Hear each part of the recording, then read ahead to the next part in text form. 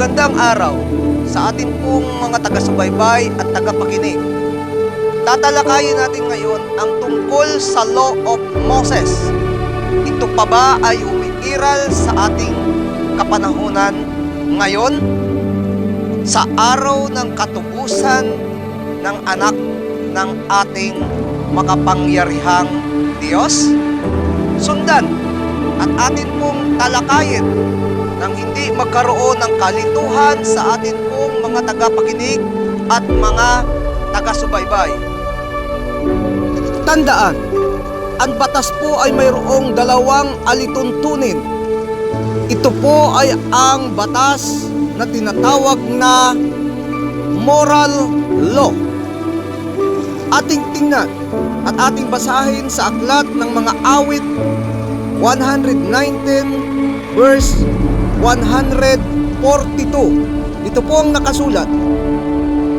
Ang taglay mong katapatan kailan may di kukupas. Katuruan mo'y totoo at ito ay walang wakas. Hindi po magwawakas. Ayon po sa ating nababasa, ang moral law ay wala pong katapusan at hindi nawawala o nagwawakas. At ang ikalawang batas naman na pinaiiral ni Moses noon ay ang ceremonial law. Ano naman ang napapaloob at mayroon sa ganitong uri ng batas ni Moses na pinapatupad noon? Atin pong basahin. Leviticus 19 Verse 9 and 10, ito po ang sinasabi. Kung mag-aani kayo sa inyong bukirin, itira ninyo ang mga nasa gilid, at huwag na ninyong balikan ang inyong naanihan. Verse 10, huwag na ninyong pipitasing lahat ang bunga ng ubasan, ni puputulin man ang mga nalaglag, hayaan na ninyo iyon para sa mahihirap at mga dayuhan. Akong si Yahweh na inyong Diyos. Pansinin, kung ating susundin at ipagpapatuloy ang naturang talata, ay hindi magiging madali sa ating lahat kung ito ay ating susundin isa-isa. Kung kaya't may dahilan ang ating Misaya Yahawasyay kung bakit siya bumaba at gawin ang kanyang tungkulin upang tapusin ang naturang ceremonial law. Uulitin ko po, ceremonial law. Ito ang tinapos at binago ng ating Misaya Yahawasyay. Now, balikan natin ang moral law. Ito ay sinasabi natin na ang taglay mong katapatan kailan may di kukupas. Katuruan mo'y totoo at ito'y walang wakas. Ito po yung nananatili, hindi nagbabago. Hanggang sa panahon natin ngayon, ito ay umiiral sa atin at nananatili tayong mayroong batas sa ating pananampalataya.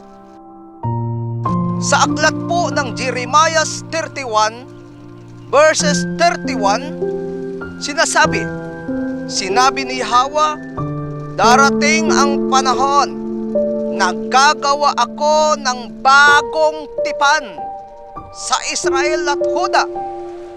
Ito'y hindi tulad ng kasunduang ginawa ko sa kanilang mga magulang o ninuno nang ilabas ko sila sa Ehipto. Bagamat para akong isang asawa sa kanila, sinira nila ang kasunduang ito. Sa 33, ito ang sinasabi, ganito ang gagawin kong kasunduan sa bayan ng Israel. Pagdating ng panahon, itatanim ko sa kanilang kalooban ang aking kautusan. Isusulat ko sa kanilang mga puso. Ako ang kanilang magiging Diyos at sila ang aking magiging bayan. Pansinin po natin, bakit sa talatang 32 ay nabanggit na sinira nila. Dahil po hindi natutupad ng bayang Israelita ang kabuhang batas na ibinigay sa kanila ng ating Diyos o ng kataas-taasang Diyos. Hindi nila natutupad ang pag-aalay ng tama o ang paghahanap ng eksaktong tupa. Minsan ay nakakakita sila ng madungis o ng hindi sapat o eksakto doon sa nais ng Diyos na pakapangyarihan sa lahat. So ito yung binabanggit ng talatang 32 na nasira nila. At paulit-ulit itong nangyayari. Kadalasan, ang bayang Israel ay madalas na sila ay nagkakasala sa Diyos sapagkat hindi nila nagagawa ang naayon sa kalooban ng Diyos. Kung kaya't ninais ng ating makapangyarihang Diyos na gagawa ng makabagong tipan o pakikipagkasundo sa atin sa pamamagitan ng ano? Sa pamamagitan ng katawan ng isang haing buhay na hindi kailanman masisira. At ito ay sa pamamagitan ng katawan ng ating Misaya Yahawasyai, at sa dugo nito ay magkaroon tayo ng panibagong pakikipagtipan sa Kanya. Sa madalit salita, inalis po ba ang kautusan? Ang sabi po ng talata, ito ay nananatili hanggang wakas. Ang alin po? Ang moral law. Alin po ang inalis? Yan po yung mga ceremonial law na sinasabi ng ating Misaya Yahawasyai na gagawin niyang bago at gagawa siya ng isang panibagong pakikipagtipan. At yung una ay kanyang inabulis at itong bago ay kanya nang gagawing makabago sa pamamagitan ng pagsusulat sa ating kaisipan at sa ating mga puso. Now, balikan natin ang moral law. Gaya po sa pagkakalimbag na ito ay walang katapusan o forever. Sa aklat po ng Mateo, talatang 22, versikulo 36 hanggang 40, ito po ang nasusulat.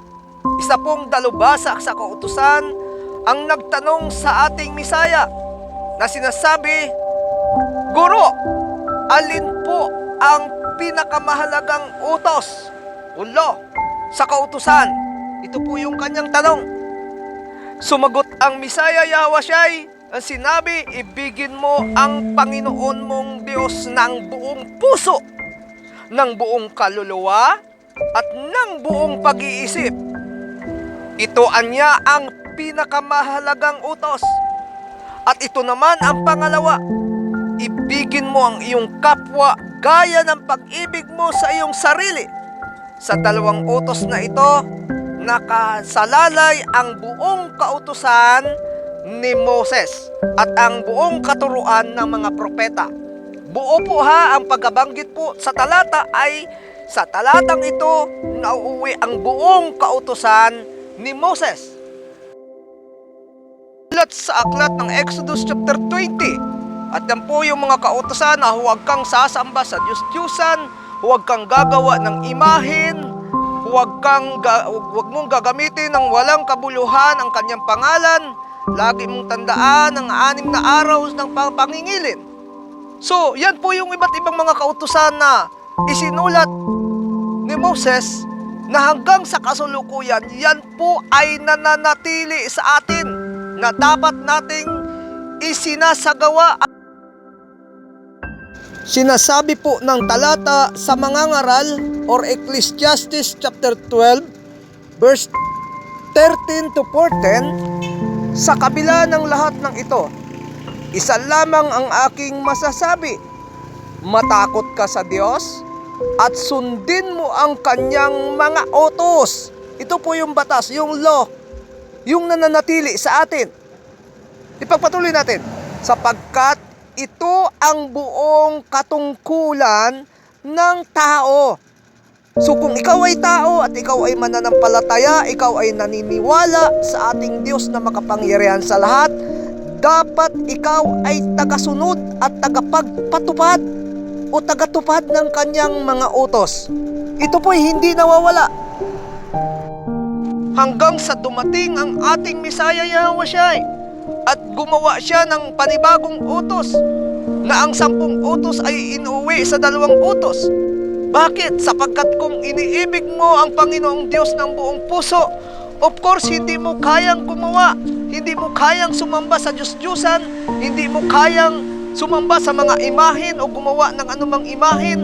Kaya mo nang ipangili ng araw ng Sabat, at kapag nagawa mo naman ang 2 utos na iibigin mo ang iyong kapwa ng higit sa iyong sarili, of course, hindi mo na rin kayang pumatay, hindi mo na rin kayang mangalunya, at hindi mo na rin kaya na pagnakawan ang iyong kapwa. Bakit? Sapagkat ang utos ni Moses na ginawa ng ating Mesaya Yahawasyai sa kanyang kapanahonan ay nananatiling aktibo at nananatiling ginagawa natin sa ating mga puso. Ngayon, kung ikaw ay walang kautusan, walang halaga ang iyong pananampalataya sapagkat hindi mo pa rin naisasagawa ito. Kaya importante na ating makilala ng lubusan ang ginawa ng makabuluhang bagay ng anak ng Diyos upang maunawaan natin na ang kanyang ginawa ay para sa ikabubuti natin at hindi na tayo mahihirapan pa na gaya ng ginawa nung una. Sa panahon ng ating Mesaya, siya mismo ang gumawa ng kaayusan na ikakagaan nating lahat.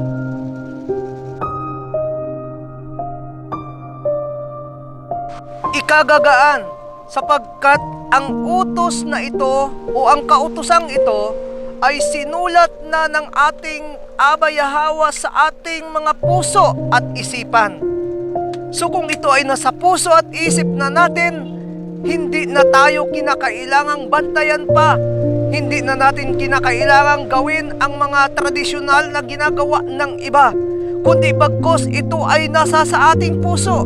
So kung ito ay nasa ating puso, ito po ay maihahalin tulad sa isang ipinagbabawal na huwag kang tumawid sapagkat nakamamatay.